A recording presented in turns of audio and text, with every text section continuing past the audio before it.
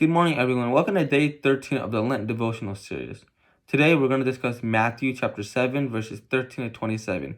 If you haven't read this passage yet, you can pause right now and read it. This portion is the continuation from Jesus' Sermon on the Mount, and the verses are divided into 4 different sections. The first title is The Narrow Gate. It talks about 2 different gates. First, the wide gate, and then the narrow gate.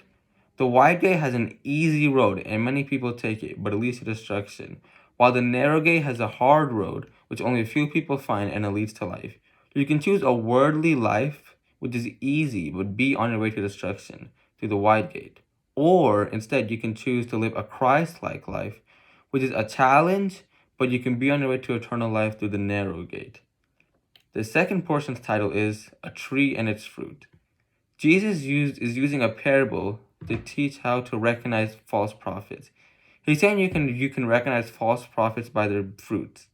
Good trees bear good fruits. It is natural to assume that false prophets will encourage many to enter the wide gate that leads to destruction. Jesus warns us that these false prophets will appear innocent and harmless.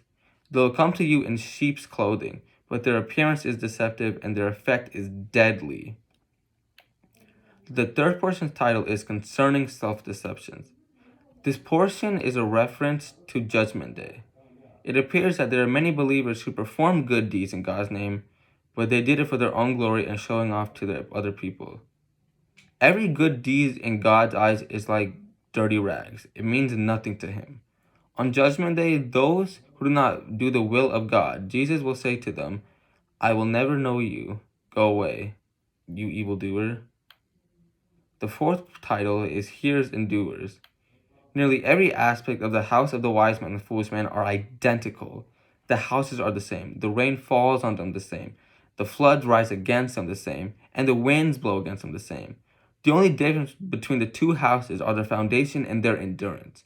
The wise man built his house on the rock, which is representing Jesus Christ. For if our houses are built on the foundation of Christ, no storms or trials will destroy it. The only thing distinguishing the wise man and the foolish man in this life is whether or not they act on the words of Jesus. They both heard his words, but the wise man takes them to heart, while the foolish man hears his words and does not act on them.